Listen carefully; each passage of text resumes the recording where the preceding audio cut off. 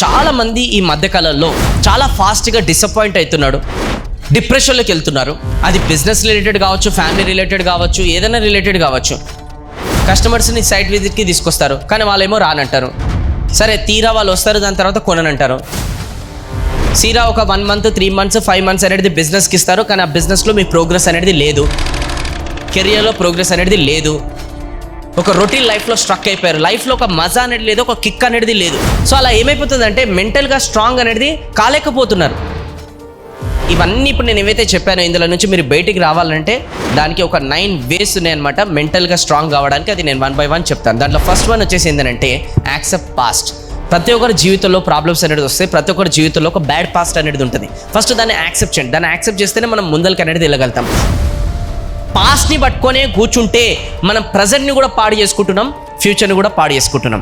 Vivekananda and Buddha వీళ్ళందరూ కూడా చెప్పారు, ఇప్పుడు మీరు ఏదైతే ఉన్నారో గత ప్రీవియస్ ఆలోచనల వల్ల ఉన్నారు, రాబోయే టైంలో ఏదైతే ఉండబోతున్నారో ప్రజెంట్ ఆలోచనల వల్ల ఉండబోతున్నారు. మన ప్రజెంట్ ఆలోచనలు ఎలా స్ట్రాంగ్ ఉండాలి? మనం పాస్ట్ని బేస్ చేసుకొని ప్రజెంట్ ఆలోచనలు కూడా పాడు చేసుకుంటున్నాం. అందుకోసం ఫ్యూచర్లోకి మనం పోలేకపోతున్నాం, ఫ్యూచర్లో అనుకునే గోల్స్ని మనం సాధించలేకపోతున్నాం. అందుకోసం దయచేసి మీ అందరికీ రిక్వెస్ట్ చేస్తున్నా, పాస్ట్ అనేది ఫస్ట్ యాక్సెప్ట్ చేసి మనం నెక్స్ట్ మూవ్ ఆన్ అనేది కావాలి. ఇక రెండోది వచ్చేసి focus on what you can control, not what you cannot control. మీరు ఏదైతే కంట్రోల్ చేయగలుగుతారో దానిపైన ఫోకస్ చేస్తే బాగుంటుంది. నా జీవితం కూడా చాలా వరస్ట్ ఉండే. నా ఫ్యామిలీలో కొన్ని బిజినెస్లు మొత్తం లాస్ అయిపోయినాయి. దాని తర్వాత ఫ్యామిలీ రోడ్ పైనకి వచ్చింది. నేను ఏ రోజు కూడా ఏడవలే, అయ్యో ఫ్యామిలీ ఇప్పుడు రోడ్ పైనకి వచ్చింది, దేవుడా నాకెందుకు ఇట్లా కష్టాలు ఇస్తున్నావు, నాకెందుకు ఇట్లా ప్రాబ్లమ్స్ ఇస్తున్నావు, ఇప్పుడు నేను ఎట్లా హ్యాండిల్ చేయాలి, ఏం చేయాలి అని చెప్పి ఏడ్చుకుంటూ కూర్చోలే. ఇప్పుడు నేను ఏం చేయొచ్చు, ఇంత వరస్ట్ జరిగింది కాబట్టి ఇక్కడ నుంచి నేను నెక్స్ట్ మూవ్ ఎట్లా కావాలి, ఇక్కడ నుంచి నేను ఎట్లా కష్టపడాలి ఫ్యామిలీ కోసం, ఎట్లా నేను ఒక కెరియర్ అనేది బెంచ్ మార్క్ అనేది క్రియేట్ చేసుకోవాలి, దానికోసం నేను ఏం నేర్చుకోవాలి, ఏం చేయాలి, ఇవన్నీ నా చేతిలో కంట్రోల్ ఉన్నాయి. సో ఎప్పుడైతే మన చేతిలో కంట్రోల్ ఉంటే వాటిపైన మనం ఎఫర్ట్స్ పెట్టాలి. ఇప్పుడు బయట చాలా వర్షం పడుతుంది అనుకోండి, ఆ వర్షం ఆపడానికి మన చేతిలో కంట్రోల్ ఉందా? ఇన్స్టెడ్ ఆఫ్ దట్ వర్షం చాలా పడుతుంది, నేను బయటికి పోలేను కాబట్టి ఇక్కడ కూర్చొని నేను ఒక బుక్ అయినా చదువుకుంటా, ఒక కోర్స్ అయినా వింటా, లేదంటే ఇలాంటి ఏదైనా క్లాస్ అయినా వింటా. ఇది మన చేతిలో కంట్రోల్ ఉంది కాబట్టి ఇలా చేయాలి. కానీ చాలామంది ఏం చేస్తారు, బయట వర్షం పడుతుంది, అయ్యో వర్షం పడుతుంది అని చెప్పుకుంటూ ఏడ్చుకుంటూ కూర్చుంటారు అనమాట. ఇక మూడో పాయింట్ ఏంటంటే ఎంబ్రేస్ ఛాలెంజెస్. అంటే ఛాలెంజెస్ ఎంత తీసుకోవడానికి ఇష్టపడితే అంత ముంగడికి అనేది వెళ్తారు. ఈ భూమి పైన అలాంటి వ్యక్తి ఎవరు కూడా లేరు దట్ అరే నా జీవితంలో ప్రాబ్లమ్సే రాలే, ప్రాబ్లమ్స్ రాకుండా నా జీవితం అనేది నేను ఎదిగినా అని చెప్పేసి ఎవరు కూడా లేరు. ప్రతి ఒక్కరి జీవితంలో ప్రాబ్లమ్స్ అనేది వస్తుంటే అప్పుడే ఆ వ్యక్తి అనేది ముంగడికి వెళ్తుంటాడు. దానికి ఒక ఎగ్జాంపుల్ కూడా చెప్తాం. మీ అందరికీ ఫ్లూట్ తెలుసు కదా. ఆ ఫ్లూట్ ఏదైతే ఉంటుందో ఆ ఫ్లూట్ మధ్యలో హోల్స్ అనేవి ఉంటాయి అనమాట. ఆ హోల్స్ని ఎలా అయితే ప్రెస్ చేస్తుంటామో అప్పుడే ఆ బ్యూటిఫుల్ మ్యూజిక్ అనేది వస్తుంది. ఒకవేళ ఫ్లూట్ అనేది హోల్స్ లేకుండా ఇలానే ఫ్లాట్గా ఉందనుకోండి, ఉఫ్ అని వదిన పుర్ర్ అని వస్తుంది తప్ప మంచి మ్యూజిక్ అనేది రాదు. Yes or no? ఇప్పుడు మన జీవితం కూడా ఫ్లూట్ లాంటిది అనమాట.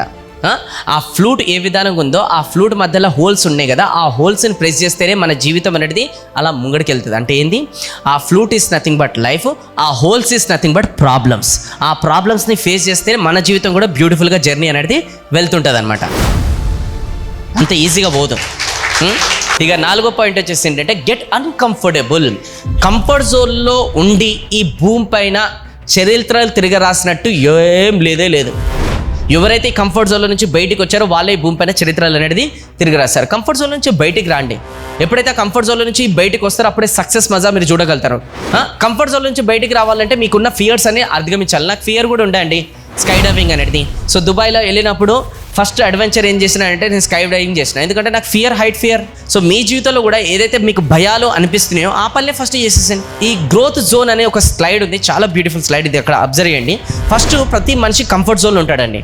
కంఫర్ట్ జోన్లో ఎందుకు ఉంటాడంటే సేఫ్ గేమ్ ఆడాలని అనుకుంటాడు అనమాట, లో రిస్క్ తీసుకోవాలని అనుకుంటాడు, అందుకోసం దాని దగ్గర లో రివార్డ్స్ వస్తాయి అనమాట. సెకండ్ వచ్చేసి ఫియర్ జోన్. ఫియర్ జోన్ ఏంటంటే లో సెల్ఫ్ కాన్ఫిడెన్స్ ఈ జోన్లో ఉంటుంది. ఈ జోన్లో ఉన్నప్పుడు ఎంతసేపు కారణాలు ఎత్తుకుతాడు మనిషి పని చేయకపోవడానికి. అండ్ దాని తర్వాత అదర్స్ ఒపీనియన్ పైనే ఇతని జీవితం అనేది జీవిస్తుంటాడు అనమాట. ఇది ఫియర్ జోన్. కంఫర్ట్ జోన్ తర్వాత next fear zone. Fear zone తర్వాత నెక్స్ట్ జోన్ వస్తుంది లెర్నింగ్ జోన్. లెర్నింగ్ జోన్లో ఏమైతుందంటే అతని ఫియర్ని ఎట్లా అధిగమించాలని నేర్చుకుంటాడు, ఛాలెంజెస్ ఫేస్ చేస్తాడు, ప్రాబ్లమ్ని సాల్వ్ చేస్తాడు, అండ్ కొత్త స్కిల్స్ని నేర్చుకుంటాడు, అండ్ కంఫర్ట్ జోన్ని ఎక్స్టెండ్ అనేది చేస్తాడు, అంటే దాన్ని అధిగమిస్తాడు అనమాట. దాని తర్వాత నెక్స్ట్ వస్తుంది గ్రోత్ జోన్. గ్రోత్ జోన్లో ఏమవుతుందంటే అతనికంటూ ఒక పర్పస్ అనేది తెలుస్తుంది, అతని డ్రీమ్స్ కోసం బతాడు, న్యూ గోల్స్ సెట్ చేస్తాడు, అండ్ ఒక ఆబ్జెక్టివ్తోనే అతను జీవితాన్ని అనేది జీవిస్తాడు. ఇది మనిషి జీవితం అనమాట. సో మీరు గ్రోత్ జోన్లో ఉండాలనంటే అర్థం చేసుకోండి, fear zone, learning zone complete చేస్తేనే గ్రోత్ జోన్లోకి అనేది వస్తారు. నెక్స్ట్ పాయింట్ వచ్చేసి చాలా ఇంపార్టెంట్. మెంటల్గా మనం ఆల్వేస్ స్ట్రాంగ్ ఉండాలంటే సెలబ్రేట్ అదర్ సక్సెస్ అండి. ఈరోజు చాలామంది మెంటల్గా ఎందుకు వీక్ అవుతున్నారంటే నాకన్నా ఎక్కువ ఎదిగిపోతున్నారు, నాకన్నా ఎక్కువ ప్లాట్స్ సంపాదించాను, నాకన్నా ఎక్కువ డబ్బులు సంపాదించాను, నాకన్నా ఫాస్ట్ కారు కొన్నాడు, నాకన్నా ఫాస్ట్ ఇల్లు కొన్నాడు అంటే ఎదుటోడిని మనకన్నా ఎదుగుదల చూసేసి మనకు సక్సెస్ డైజెస్ట్ అయితే లేదు. ఎండ్ ఆఫ్ ద డే మనం ఏమవుతుందంటే ఈర్ష ద్వేషంతో డిప్రెషన్కి వెళ్తున్నాం మనం. సో అందుకోసం మనం ఏం చేయాలంటే ఎదుటి వాళ్ళు మనకన్నా ఎక్కువ సక్సెస్ అయ్యారు అనుకోండి, ఫస్ట్ వెళ్ళి వాళ్ళకి అప్రిషియేట్ చేయాలి, వాళ్ళ సక్సెస్ మనం ఎంజాయ్ చేయాలన్నమాట. ఒక వెరీ బ్యూటిఫుల్ కొటేషన్ కూడా ఉందన్నమాట, శత్రు సక్సెస్ కూడా ఎంజాయ్ చేసినప్పుడే మనకు సక్సెస్ అనేది లభిస్తుందంట. సో అట్లా ఎంజాయ్ చేయాలి మనం, ప్రతి చిన్న చిన్న విషయాలు అనేది ఎదుటి వాళ్ళది అప్రిషియేట్ చేయాలి, ఎంజాయ్ చేస్తుండాలి. 6th పాయింట్ వచ్చేసి be responsible for your actions. ఏదన్నా మీరు అటెంప్ట్ చేసినప్పుడు ఫెయిల్ అయినప్పుడు దయచేసి ఇలా చెప్పకండి, ఏమని నేను చేద్దామనుకున్నా అయినా నేను చేయలే, ఆ గవర్నమెంట్ అనేది నాకు కొంచెం సపోర్ట్ అనేది చేయలేదు, అది మొత్తం కూడా ఎలక్షన్స్ తీసుకొచ్చింది రైట్ టైంలో బిజినెస్ చేద్దామంటే. అండ్ ఇంకోటి మార్కెట్ కూడా మొత్తం డౌన్ ఉంది, అందుకోసం నేను ఇప్పుడు చేయదలుచుకోలేను, అందుకోసం ఇప్పుడు నేను ఎక్కువ సైట్ విజిట్ అనేది నేను చేస్తలేను, అందుకోసం ఈ మంత్ 2 months నేను బిజినెస్ అంతగానో చేయలేను నేను. ఇట్లాంటి మాటలు చెప్పకండి దయచేసి. అండ్ ఇంకో ఇంపార్టెంట్ విషయం ఏంటంటే మార్కెట్ ఎప్పుడు కూడా డౌన్ ఉంటుంది, మనిషి డౌన్ ఉంటాడు, ఇది ఫ్యాక్ట్, ఇది మనిషి డౌన్ ఉంటాడు, మార్కెట్ ఎప్పుడు డౌన్. అండ్ తెలివైన వ్యక్తులు ఎవరు తెలుసా, డౌన్ ఉన్నప్పుడే బిజినెస్ చేస్తారు వాళ్ళు తెలివైన వ్యక్తులు. ఈ డౌన్ సాకులు చెప్పేసి ముంగడ ఇవన్నీ సాకులు పెట్టేసి వెనకాల కంఫర్ట్ జోన్లో కూర్చుంటారు ముద్దుగా, మళ్ళీ ముంగడ సాకులు మంచి పోర్ట్రేట్ చేస్తారు ఇక ఈ కారణం వల్ల. అందుకోసం ఏమైనా జరిగినప్పుడు ఫస్ట్ యాక్సెప్ట్ చేయండి, అవును నేను నేర్చుకోలేదు కాబట్టి అందుకోసం ఆ డీల్ని నేను క్లోజ్ చేయలేకపోయాను, ఎందుకో నేను సమ్వేర్ కొన్ని కమ్యూనికేషన్లో కొన్ని మిస్ చేశాను కాబట్టి కస్టమర్స్ అనేది సండే సైట్ విజిట్ అనేది రాలేదు, అండ్ ఎందుకో ఈరోజు మార్కెట్ డౌన్ ఉంది కాబట్టి ఈ డౌన్ ఉన్నప్పుడు కూడా ఎట్లా బిజినెస్ చేయాలో నేను నేర్చుకోలేను కాబట్టి నా బతికిట్లో ఏడ్చినట్టుంది. సో ఇవన్నీ నేను కరెక్ట్ చేసుకొని మళ్ళీ నేను బౌన్స్ బ్యాక్ అయ్యి వస్తా అని చెప్పేసి ఇలాంటి పాజిటివ్ మాటలు మాట్లాడండి. మీ యాక్షన్స్ పైన మీరు రెస్పాన్సిబిలిటీ తీసుకోండి. అండ్ మా కస్టమర్ అనేది సరైన వాడు నాకు దొరకలేడు, వాడు ఎప్పుడు ఏడ్పుకొమ్మడే నాకు దొరుకుతాడు, వాడు ఎప్పుడో ఎందుకో ఏమో సైట్ విజిట్కి వచ్చిన తర్వాత అప్పుడే నాకు కొనని అంటాడు, వాడు సైట్ విజిట్కి వస్తాడు నా కోసం కాలేదు మా అన్న కోసం వచ్చినా అని చెప్తాడు, వాడేందో నాకు అర్థం కాదు. ఇట్లాంటివన్నీ కొంచెం దయచేసి మాట్లాడకండి, ఎందుకంటే ఈ మాటలే మనల్ని కిందికి తీసుకొస్తేనే ఎదగడానికి చేస్తలేవు అనమాట. అండ్ 7th పాయింట్ వచ్చేసి work on your weaknesses. Me weaknesses ఏంటో తెలుసుకొని అవి దానిపైన ఎక్కువ వర్క్ చేయడం స్టార్ట్ చేయండి. నేను కూడా ఎప్పుడైతే ఈ ఫీల్డ్లో వచ్చానో ప్రోగ్రామ్స్ చేయడం స్టార్ట్ చేశాను, కానీ నా వీక్నెస్ ఏంటంటే ప్రతి ప్రోగ్రామ్ని రికార్డ్ చేయడము, ఆ రికార్డ్ చేసిన తర్వాత నేను ఎడిట్ చేయడం, ఎడిట్ చేసిన తర్వాత సోషల్ మీడియాలో పెట్టడం, ఇవన్నీ నాకు తెలియదు ఎందుకంటే నా వీక్నెస్. సో అప్పుడు నేను ఏం చేసిన అంటే కూర్చొని ఫస్ట్ వీడియో షూట్ ఎట్లా చేస్తారు నేర్చుకున్నాను, ఎడిటింగ్ ఎట్లా చేస్తారు నేర్చుకున్నాను, సోషల్ మీడియాలో ఎట్లా అప్లోడ్ చేస్తారు నేర్చుకున్నాను, థంబ్నెయిల్ ఎట్లా డిజైన్ చేస్తారు నేర్చుకున్నాను. అవన్నీ చేసి స్టార్టింగ్ నేను నా ఛానల్ స్టార్ట్ చేసినప్పుడు ఒక 1 year వరకు నేనే ఆపరేట్ చేశాను అనమాట, ఎందుకంటే నా వీక్నెస్ని స్ట్రెంత్ లాగా మార్చుకున్నాను. అండ్ ఆ స్ట్రెంత్ వల్లనే ఈరోజు నేను మీ ముందర కనిపిస్తున్నాను. ఓకే, సో అందుకోసమే మీ కూడా మీ వీక్నెస్ ఏంటో తెలుసుకోండి. ఇక్కడ చాలా ఇంపార్టెంట్ పాయింట్ ఉందండి, మన వీక్నెస్ ఏంటో ఫస్ట్ మనం తెలుసుకోం, ఈగో. రెండోది, ఎవడన్నా వచ్చి మన వీక్నెస్ పైన నొక్కిండు అనుకోండి, అబ్బో ఇక మామూలు కోపం రాదు. నువ్వు ఓడరా నాకు చెప్పనికి, నువ్వు సక్కవున్నావు ఫస్ట్, నువ్వు చూసుకో ఫస్ట్, తర్వాత నా దగ్గర రాదు నాకు చెప్పనికి. ఇట్లా ఎట్లా తయారయ్యారంటే మామూలుగా లేరు ఈ మధ్యకాలంలో, టచ్ చేస్తే కోపాలు వస్తున్నాయి, టచ్ చేస్తే వీక్నెస్ అంటే మీది ఏం చక్కగా ఉంది మీరేం చేస్తున్నారని అని చెప్పేసి ఈ డైలాగ్లో స్టార్ట్ అయినాయి. నెక్స్ట్ 8th పాయింట్ వచ్చేసి ఏంటంటే find people who push your limits. దీనికి మంచి ఎగ్జాంపుల్ చెప్తా. స్విమ్మింగ్ పూల్ ఉంది, అక్కడ ఒక కాంపిటీషన్ జరుగుతుందన్నమాట. ఎవరైతే ఆ స్విమ్మింగ్ పూల్లో దుంకి ఫటాఫట ఈత కొట్టేసి ఆ కార్నర్ వరకు చేరుకుంటారో వాళ్ళకి 1 lakh rupees ప్రైజ్ మనీ. ఇప్పుడు మీ అందరికీ స్విమ్మింగ్ వచ్చు, పాల్గొనరా? క్రొకడైల్ ఉంది అలా ముసలి, పోతేమో నీ 1 lakh రూపాయలు మన వల్ల కాదు. అట్లా అందరూ వెనక అడిగేసారు అనమాట. కానీ ఒక్క వ్యక్తి ఫట్మని వచ్చి దుంకేసి ఈత కొట్టేసి గెలిచేశాడు. అంతా మీడియా పీపుల్ వచ్చేసి మైక్ ఇచ్చి అడుగుతారు, గెలిచిరు కదా ఎలా ఫీల్ అవుతారు, ఒక నిమిషం ఆగండి, సార్ ఎవరిని వెతురు సార్, గెలిచిరు కదా ఎలా ఫీల్, ఒక్క నిమిషం ఆగండి. నేను అక్కడ నిల్చున్నప్పుడు ఎవడో వెనకాల నుంచి వచ్చేసి నన్ను నెట్టేసి వెళ్ళాడు, వాడేడి. ఇప్పుడు నెట్టడం జీవితంలో మంచిది, ఎస్ఆర్నో?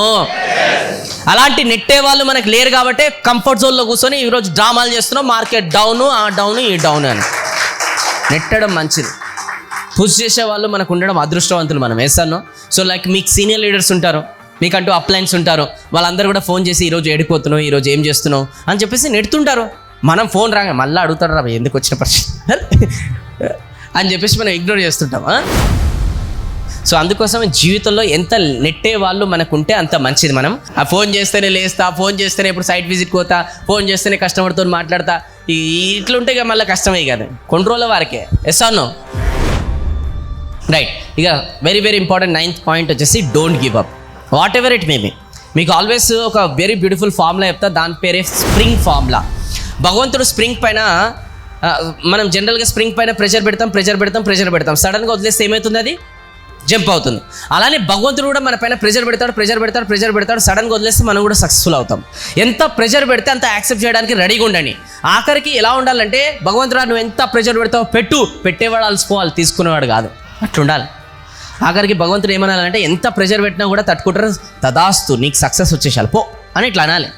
That is what. Yes or no?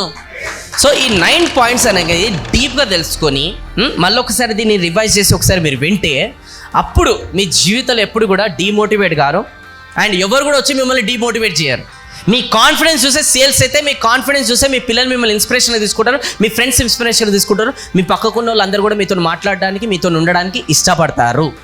ఒక్కసారి చిన్న చిన్న పాయింట్సే కానీ చాలా మేజర్ రోల్ ప్లే చేస్తాయి. ఎప్పుడైనా గుర్తుపెట్టుకోండి, జీవితంలో small changes will create big difference in our life. చిన్న మార్పులే ఒక పెద్ద చేంజ్ని, పెద్ద మార్పులు తీసుకొని వస్తాయి.